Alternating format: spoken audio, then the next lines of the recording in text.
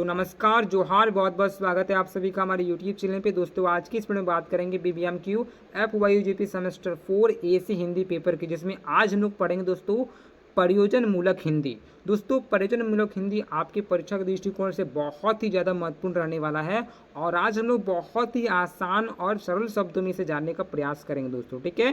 तो चलिए बिना देर के वीडियो को स्टार्टिंग करते हैं और जानते हैं दोस्तों क्या है प्रयोजन मूलक हिंदी।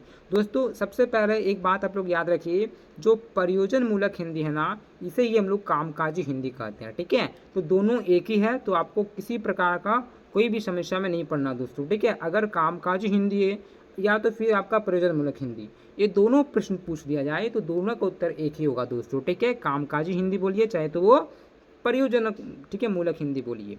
अब इसे पढ़ने का प्रयास करते हैं दोस्तों। जो प्रयोजन मूलक हिंदी है ना, ये दो अलग अलग शब्दों के मेल से बने हैं, ठीक है। सबसे पहला दोस्तों प्रयोजन प्लस मूलक, ठीक है। ये जो बना है ना, प्रयोजन तथा मूलक, ठीक है, से बना है। देखिए प्रयोजन का जो अर्थ होता है ना, इसका अर्थ होता है उद्देश्य, और मूलक का जो अर्थ होता है दोस्तों, उसका अर्थ होता है आधारित।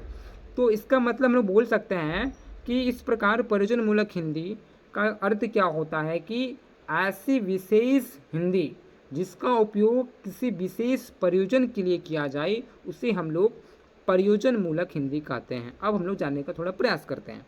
देखिए भाई, प्रयोजन शब्द से ही समझिए क्या बोला जा रहा है। प्रयोजन यानी कि जिसका उपयोग किसी विशेष परियोजना के लिए किया जाता ना, विशेष प्रयोजन के लिए किया जाता है, उसे ही हम लोग प्रयोजन मूलक हिंदी कहेंगे, है ना।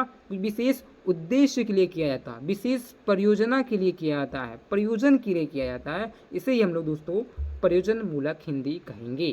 क्लियर? तो आपको बताना दोस्तों आसान और साधारण शब्दों में कि भाई जिसमें, ठीक है, इसका उपयोग भाई किसी विशेष परियोजना के लिए किया जाए, किसी विशेष उद्देश्य के लिए किया जाए, किसी विशेष प्रयोजन के लिए किया जाए, उसे ही हम लोग प्रयोजन मूलक हिंदी कहेंगे। यानी कि किसी विशेष परियोजना मतलब विशेष काम के लिए, बस काम के लिए, कामकाजी हिंदी भाई, उसे हम लोग बोलेंगे प्रयोजन मूलक हिंदी या तो फिर कामकाजी हिंदी दोस्तों। भाई इसको और कई नामों से जाना जाता है, जैसे कि भाई प्रयोजन मूलक हिंदी को व्यवहारिक हिंदी बोलेंगे, यानी कि व्यवहारिक में जो हम लोग यूज करते हैं काम के लिए जो यूज करते हैं भाई, विशेष काम, तो कामकाजी हिंदी हो गया, है ना।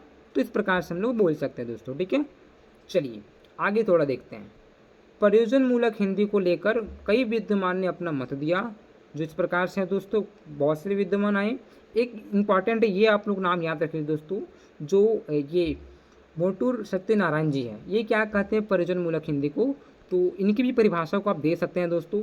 ये क्या कहते हैं प्रयोजन मूलक हिंदी को लेकर कि जीवन की आवश्यकता की पूर्ति के लिए उपयोग में लाए जाने वाली हिंदी ही प्रयोजन मूलक हिंदी है। यानी कि हमें अपनी जीवन की आवश्यकता की पूर्ति के लिए, हमें किसी भी चीज़ की आवश्यकता है और उस चीज़ की पूर्ति के लिए हम लोग जिन शब्दों का या तो फिर जिन चीज़ों का उपयोग करते हैं, जिन हिंदी का प्रयोग करते हैं, वही हिंदी हमारे लिए क्या होगा दोस्तों, वही हिंदी हमारे लिए प्रयोजन मूलक हिंदी होगी। क्लियर? तो हमारी आवश्यकता की पूर्ति के लिए जिस हिंदी का हम लोग प्रयोग करेंगे वो हम लोग का हो जाएगा प्रयोजन मूलक हिंदी। अब कुछ उदाहरण के माध्यम से जानेंगे भाई कि भाई ये जो प्रयोजन मूलक हिंदी है, उनका प्रयोग क्षेत्र क्या है, कहाँ कहाँ प्रयोग होता है। हम लोग तो अपना हिंदी का प्रयोग करेंगे ना भाई काम के लिए, तो काम के लिए कौन कौन सा काम, कामकाजी हिंदी किसी विशेष प्रयोजन के लिए करते हैं भाई, कैसे कैसे प्रयोजन के लिए करते हैं, कैसे कैसे कामों के लिए करेंगे, कहाँ कहाँ करेंगे, कौन कौन से क्षेत्र में कर सकते हैं। तो आप इस प्रकार से बता सकते हैं जो प्रयोजन मूलक हिंदी है ना, वो हम लोग साहित्य रचनाओं के लिए करेंगे, है ना। इसकी जो इस्तेमाल होता है, इसका जो यूज़ करते हैं हम लोग, वो साहित्यिक रचनाओं में करेंगे।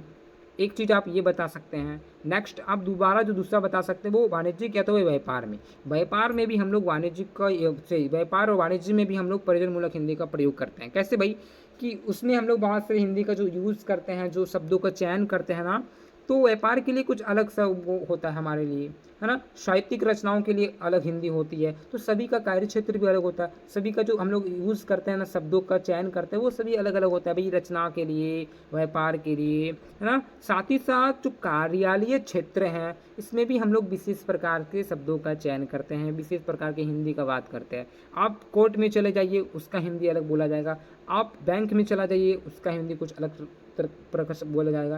तो एक प्रकार से हम लोग बोल सकते हैं अपने काम को निकालने के लिए, है ना, काम के लिए जो शब्दों का चयन हो रहा है, जो जिस प्रकार की हिंदी की आवश्यकता हो रही है वहाँ पे, जो जो हिंदी का हम लोग प्रयोग कर रहे हैं वही तो हमारे लिए कामकाजी हो गया ना। तो कहाँ कहाँ प्रयोग करेंगे, तो साहित्यिक रचनाओं में करेंगे, है ना, व्यापार में करेंगे, कार्यालय क्षेत्रों में करेंगे, जनसंचार और विज्ञापन में। जनसंचार वाले संपर्क के लिए जो हम लोग करते हैं दोस्तों, विज्ञापन में भी बहुत से ऐसे हिंदी का प्रयोग किया जाता है विज्ञापन को आकर्षित करने के लिए। तो प्रयोजन मूलक के लिए मतलब प्रयोजन क्या है भाई, विज्ञापन करना, अपना प्रचार प्रसार करना है ना, जनसंचार में कर सकते हैं। तो ये इनका क्षेत्र हो, ठीक है, जहाँ पे हम लोग ये प्रयोग में लाते हैं, तो हम लोग इस प्रकार से बोल सकते हैं दोस्तों। क्लियर। तो कानूनों के क्षेत्र में बोल सकते हैं, कानून के क्षेत्र में भी हमारा हिंदी का जो प्रयोग होता है वो विशेष के लिए होता है, तो कानूनी क्षेत्र बोल सकते हैं। इसके अलावा आप बोल सकते हैं दोस्तों वैज्ञानिक एवं तकनीकी के क्षेत्र में भी। तो इन सभी क्षेत्रों पे हमारा जो हिंदी का प्रयोग होता है विशेष रूप से किसी अपना काम के लिए, तो इससे हम लोग प्रयोजनमूलक हिंदी तो कहेंगे। साथ ही साथ क्षेत्र की बात कर सकते हैं, तो आप तो बोलिएगा भाई कि कौन कौन सा क्षेत्र में, साहित्यिक क्षेत्रों में हम लोग इसका प्रयोग करते हैं, वाणिज्यिक क्षेत्रों में, व्यापार के क्षेत्र में, कार्यालय क्षेत्रों में, विज्ञापन में, जनसंचार के क्षेत्र में, कानूनी क्षेत्र में, है ना, वैज्ञानिक में, तकनीकों के आदि क्षेत्रों में हम लोग इसका प्रयोग करते हैं। ठीक है, आशा करता हूँ कि आपको ये जो प्रयोजन मूलक हिंदी है यानी कि कामकाजी हिंदी है ये समझ में आया। साथ ही साथ इनका प्रयोग हम लोग कौन कौन से क्षेत्रों में करते हैं ये भी आपको समझ में आया होगा दोस्तों। ठीक है, चलिए अब थोड़ा हम लोग जानेंगे कि इसकी प्रमुख विशेषताएं क्या हैं। तो अगर मैं बात करूं भाई प्रयोजन मूलक हिंदी की क्या विशेषताएं हैं, तो आप बोल सकते हैं इसमें वैज्ञानिकता होती है दोस्तों। ये जो प्रयोजन मूलक हिंदी है इसमें वैज्ञानिकता होती है। भाई प्रयोजन मूलक हिंदी शब्द, ठीक है, परिभाषिक होते हैं। किसी वस्तु के कार्य कारण संबंध के आधार पर उनका नामकरण होता है जो शब्द से ही, ठीक है, प्रतिध्वनित होता है।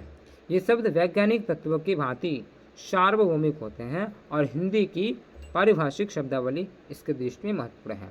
तो आप बोलिएगा भाई तो ये जो है ना प्रयोजन मूलक हिंदी एक वैज्ञानिकता है, इसमें एक वैज्ञानिकता होती है। तो एक चीज़ आप विशेषताओं में ये बता सकते हैं। ठीक है, चलिए इसके बाद आप बोल सकते हैं दोस्तों कि ये जो कामकाजी हिंदी है इसमें अनुप्रयुक्ता होती है। इसमें जैसे कि भाई उपसर्ग, प्रत्यय, है ना, तो उपसर्गों, प्रत्ययों और सामाजिक शब्दों की बहुलता के कारण हिंदी प्रयोजन मूलक हिंदी शब्दावली, ठीक है, स्वतः अर्थ स्पष्ट करने में समर्थ होती है। तो ये जो हम लोग इसमें बहुत सारी चीज़ों का जो प्रयोग करते हैं तो स्वतः इसमें कुछ स्पष्ट अर्थ निकलता है, मीनिंग्स निकलता है उसमें। ठीक है, तो एक बोल सकते हैं इसलिए हिंदी की, ठीक है, जो शब्दावलियाँ होती है उसका अनुप्रयोग सहज है दोस्तों। ठीक है, तो दो चीज़ आप बता सकते हैं। तो इसके बाद दोस्तों बात करेंगे वाच्यार्थ प्रधानता। हिंदी के प्राय शब्दों की संख्या अधिक है, अतः ज्ञान विज्ञान के विविध क्षेत्रों में इसके अर्थ को स्पष्ट करने वाले भिन्न प्राय चुनकर नए शब्दों का निर्माण संभव है। ठीक है, इससे वाचिक शब्द ठीक वही अर्थ प्रस्तुत कर देता है ना, अतः हिंदी का वाच्यार्थ भ्रांति नहीं उत्पन्न करता है। तो ये बता सकते हैं। नेक्स्ट आप बोलिएगा दोस्तों सरलता और स्पष्टता। ठीक है, तो हिंदी की प्रयोजन मूलक शब्दावली सरल और एकार्थ है, जो प्रयोजन मूलक भाषा का मुख्य गुण है। ठीक है, प्रयोजन मूलक हिंदी का एक मुख्य गुण बोल सकते हैं। प्रयोजन मूलक भाषा में अनेकार्थक दोष है भी है। ठीक है, और हिंदी शब्दावली में इस दोष से मुक्त भी है। इसमें दोष भी है और हिंदी शब्दावली में इस दोष से मुक्त भी है। और इस तरह प्रयोजन मूलक जो भाषा है ना, इसके रूप में हिंदी एक समर्थक भाषा है। स्वतंत्रता के पश्चात प्रयोजन मूलक भाषा के रूप में स्वीकृत होने के बाद हिंदी में न केवल तकनीकी शब्दावली का विकास हुआ, वर्ण क्या हुआ कि विभिन्न भाषाओं के शब्दों को अपनी प्रकृति के अनुरूप ढाल भी लिया। आज के प्रयोजन मूलक के क्षेत्र में क्या होता है कि नवीनतम उपलब्धि, जैसे कि इंटरनेट की तकनीक हो गई दोस्तों हम सभी के पास। ठीक है, तो इंटरनेट तक की हमारे पास की शब्दावली और हिंदी में उपलब्ध है। ठीक है, निरंतर नए प्रयोग हो रहे हैं। तो एक प्रकार से बोल सकते प्रयोजन मूलक हिंदी में कि इसकी विशेषताओं में भाई सरलता और स्पष्टता होनी चाहिए, और भाई इंटरनेट के माध्यम से भी ये बहुत हमारे लिए उपयोगी और साधारण हो गया है, एकदम ईजी हो गया बोल सकते हैं। तो ये हम बता सकते हैं। तो आपको मैंने बहुत आसान और सरल शब्द में दोस्तों ये करवा दिया भाई कि ये आपका जो मन में डाउट था कि प्रयोजन मूलक हिंदी क्या है, जिसे कामकाजी हिंदी बोलते हैं, तो यहाँ पे तो कंफ्यूज नहीं होना आपको लोग। भाई इसका कार्य क्षेत्र, इनको अगर याद रखते हैं ना तो परीक्षाओं में इतना ही प्रश्न पूछा जाता है। विशेषता भी पूछी जाती है लेकिन इनको रखिएगा, बाकी बात आप इसको जब समझ ही गए हैं तो विशेषता तो आप अपने मन से बहुत कुछ लिख सकते हैं। ठीक है, तो ये आपका जो चैप्टर होता है, मतलब जो ये टॉपिक होता है हाँ, परियोजना मूलक हिंदी वो कंप्लीट होता है। आशा करता हूँ कि ये चीज़ें समझ में आ गई। इसके बाद मैं नेक्स्ट वीडियो लाऊंगा, तो उसका भी वेट करें आप लोग, है ना। इसी प्रकार से अच्छे से रहिए, मस्त रहिए। दूसरी वीडियो में मिलता है। जय हिंद, जय भारत।